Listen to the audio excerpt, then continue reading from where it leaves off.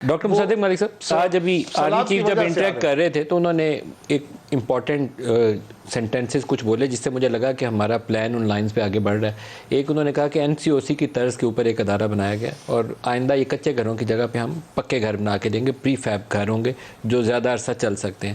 اس کے اوپر کیا پلاننگ ہے, کچھ آپ کی زبانی سننا چاہوں گا.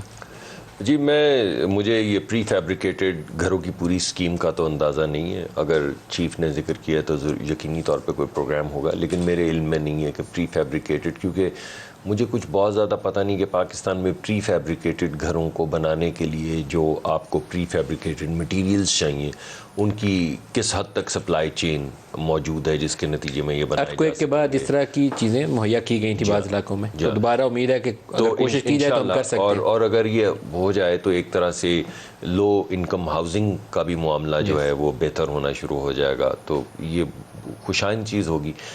یہ ذہن میں رکھیے گا یہ کچا گھر تھے, یہ پکے گھر نہیں تھے جو گرے ہیں, تو یہ ہائی کاسٹ کنسٹرکشن اس طرح کی نہیں تھی جو شہروں میں آپ کو نظر آتی ہے. یہ مٹی اور گارے سے اور اینٹوں سے بنائے جاتے ہیں, اور چھتیں بھی جو ہیں وہ بھی اس طرح کی نہیں ہوتی جیسے کنکریٹ کی ہمارے شہروں میں آپ دیکھتے ہیں. میں نے تو اسی وجہ سے کہا گاؤں سب کے دیکھے بھالے ہیں, جو پاکستان میں رہتا ہے اس نے غربت بھی دیکھی اور گاؤں بھی دیکھیں اور کچے گھر بھی دیکھیں, کچی آبادیاں بھی دیکھیں, اور مگر جو اس وقت قہر برسا ہے اس کو سامنے رکھتے ہوئے آئی تھنک ہمیں دو تین چیزیں اپنے ذہن میں لانی پڑیں گی.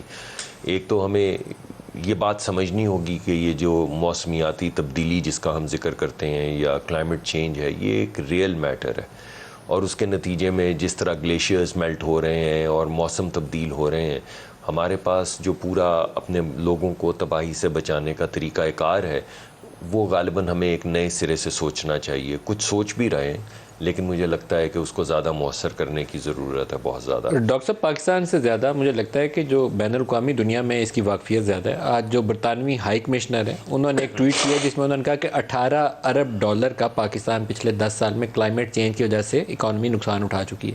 پھر ایک برطانوی MP ہیں, انہوں نے بڑی امپورٹنٹ ٹویٹ کی ہے.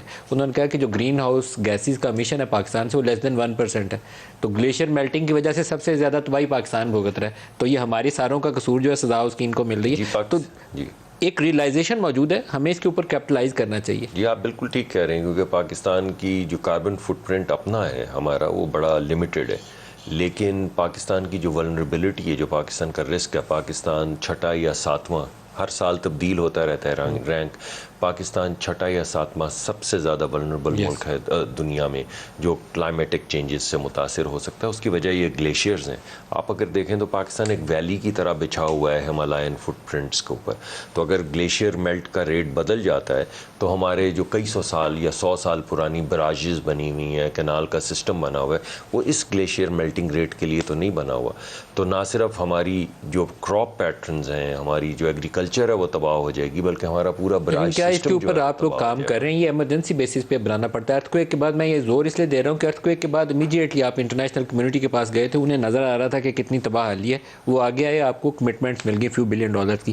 ابھی دوبارہ ہمیں امداد چاہیے, اس کے بغیر ہم یہ کر نہیں سکتے نا. آپ کی 3.25 کروڑ کی آبادی متاثر ہوئی ہے جی, تو آپ کا جتنا جلدی پلان آن گراؤنڈ ہوگا اتنی جلدی آپ ڈونرز کے ساتھ دو قسم کے پلانز ہیں نا جی. ایک تو فوری طور پہ جو ہماری ایفیکٹو آپریشنل پلاننگ ہے کہ ہمارے لوگ جو ہیں ان کو دوائیوں کی ضرورت ہے, ٹینٹ کی ضرورت ہے, خوراک کی ضرورت ہے, پانی کی ضرورت ہے. آپ سوچئے اگر گدلا پانی ہر طرف پھر رہا ہو تو لوگ پانی کہاں سے پئیں؟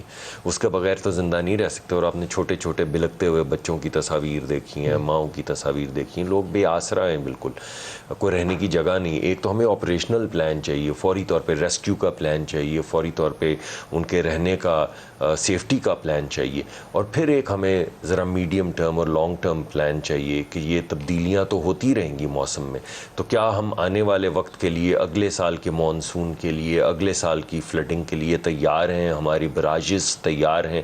کیا ہمارے پاس وہ طریقہ کار موجود ہے جس میں اگر کراپ پیٹرنز کے اندر کوئی تبدیلی لانے کی ضرورت ہے تو ہمارے کسان کو وقت سے پتہ چل سکے, بجائے اس کے کہ ہم جب بارش کا انتظار کر رہے ہوں تو بارش نہ آئے, اور جب ہم بو چکے ہوں فصلیں اور وہ کھڑی ہو رہی ہوں تو سیلاب آ جائیں. تو یہ تمام تبدیلیاں جو ہیں ان سے آگاہی بہت زیادہ ضروری ہے ہمارے کینال سسٹم